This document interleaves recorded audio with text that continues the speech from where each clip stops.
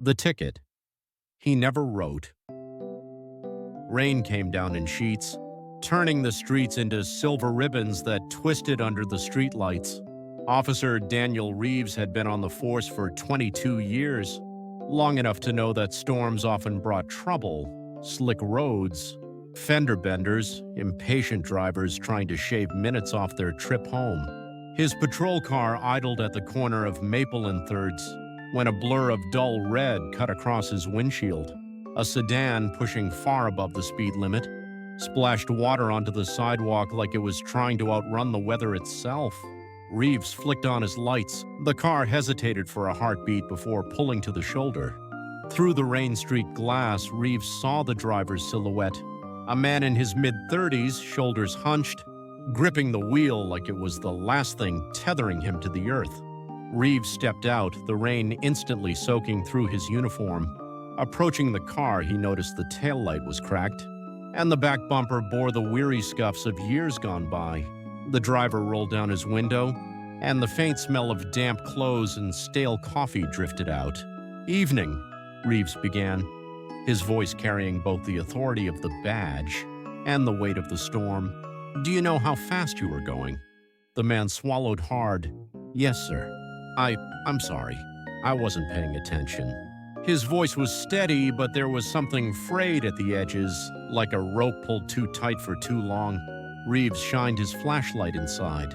The dashboard was littered with unopened bills, an empty thermos and a child-stuffed rabbit, its ears worn thin. In the back seat, under a threadbare blanket, a boy no older than 8 was fast asleep, his small hand clutching the rabbit's twin. "Where are you headed in such a hurry?" Reeves asked. The man hesitated. "Hospital. County General. Emergency?" "Not exactly." He glanced at the boy in the rearview mirror, his voice dropping. "My wife's there. Been there for weeks. Surgery didn't go as planned." Reeves nodded slowly, his flashlight catching the man's trembling hands. "And your speed tonight?" The driver's jaw tightened. "I was working a late shift at the warehouse. Boss cut my hours. Couldn't pay for the cab, so I drove my boy here to see his mom before visiting hour's end. I know it's no excuse, but I didn't want him to miss her again." The rain drummed on the roof like a relentless metronome. Reeves looked at the boy, his hair damp from the cold, his face soft with sleep. He thought of his own daughter years ago, when she was that age and the night he got the call that her appendix had burst. He'd broken every traffic rule on the books to reach the hospital in time. Reeves could almost feel the weight of the ticket pad in his pocket, the neat rows of empty lines waiting to be filled. The law was clear: 20 miles over the limit meant a steep fine, points on the license. For someone already walking a financial tightrope, that fine could mean groceries skipped, rent delayed, another crack in a life already full of them. "License and registration?" Reeves asked. The man fumbled in the glove compartment and handed them over, rain dripping from his fingers. Reeves studied the documents under the beam of his flashlight.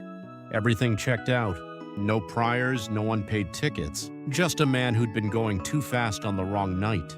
Reeves stood there, feeling the pull of two worlds, the crisp black and white lines of the law and the murkier, human-colored shades of mercy. He leaned down, resting his forearm on the window frame. "You know," he said slowly, "the speed you were going could have sent you and your boy into a ditch, could have sent me to your wife's hospital room, with worse news than visiting hours are over." The man's eyes lowered. "I know, officer. It was stupid. I wasn't thinking." Reeves straightened, the rain soaking the brim of his hat. He clicked off his flashlight and took a step back. "All right," he said, voice firm but softer now. "I'm not writing you a ticket tonight, but you're going to slow it down, understand? No child should be visiting his mother in the hospital because of a car crash, especially when she's already there." The man blinked, like he hadn't quite heard. "You're letting me go? I'm giving you a warning." This time, Reeves gave the roof of the car a quick tap. "Get to the hospital. And when you leave, drive like your boy's life depends on it, because it does." The man's voice cracked. "Thank you. You don't know what this means to me." Reeves nodded, already walking back to his cruiser. I think I do. As the sedan pulled away, slower now, its taillight fading into the rain, Reeves sat behind the wheel of his patrol car, staring through the windshield. He'd enforced the law more times than he could count, and most nights, that was simple enough. But tonight, mercy had felt like the truer form of justice. The rain kept falling, washing the streets clean. Somewhere in a hospital room across town, a boy would press a stuffed rabbit into his mother's hands and tell her about the nice policeman who helped them get there in time.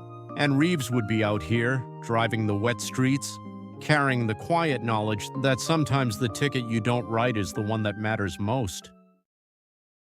It's time to study new words in context. 1. In sheets. Definition. A phrase describing rain or sometimes snow falling heavily in large, continuous amounts, as if in wide layers.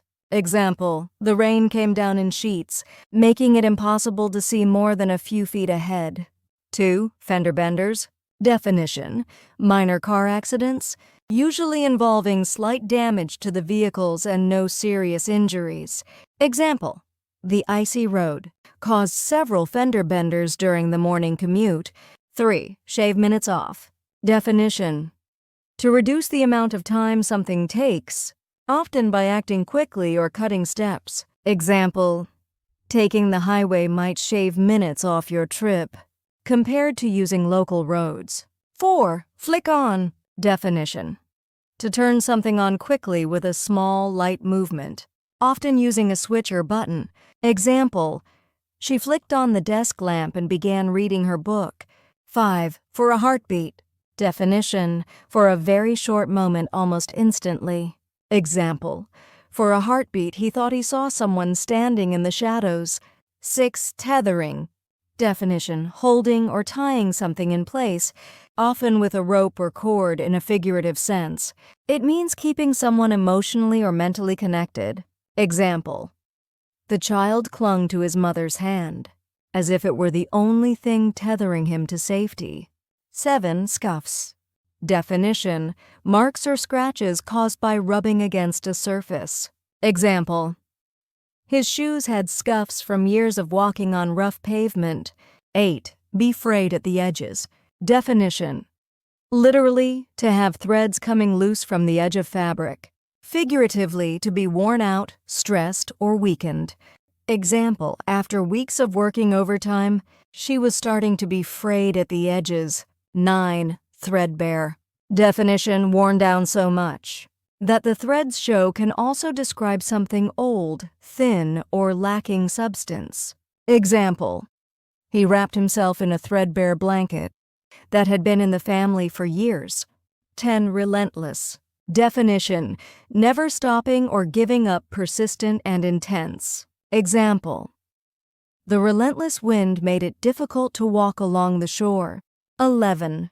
Murkier. Definition. Darker, less clear, or harder to understand. Example, the details of the plan became murkier the more she tried to explain them. 12. Into a ditch. Definition. Literally, to end up in a narrow channel or hole at the side of a road. Figuratively, to end up in trouble or failure. Example, the car skidded on the ice and nearly went into a ditch. 13. Brim. Definition. The upper edge of a container or hat, the topmost part. Example, rain dripped steadily from the brim of his hat. Comprehension questions. 1. What was the weather like at the beginning of the story? Answer, it was raining heavily, with streets turning into silver ribbons under the streetlights. 2. How long had Officer Daniel Reeves been on the police force? Answer, 22 years. 3. Where was Reeves's patrol car when he saw the speeding vehicle? Answer, at the corner of Maple and 3rd. 4. What color and type of car sped past Reeves? Answer, a dull red sedan. 5. How did the driver react when Reeves turned on his patrol lights? Answer, the car hesitated for a moment, then pulled over to the shoulder. 6. What signs of wear did Reeves notice on the car? Answer, A cracked taillight and a back bumper with old scuff marks. 7. What was the smell inside the car when the driver rolled down the window? Answer: damp clothes and stale coffee. 8. What items did Reeves see on the dashboard? Answer: unopened bills, an empty thermos, and a child's stuffed rabbit with worn ears. 9. Who was in the back seat? Answer: a boy, about 8 years old, asleep under a threadbare blanket, holding another stuffed rabbit. 10. Where was the driver heading? Answer: County General Hospital. 11. Why was he in such a hurry?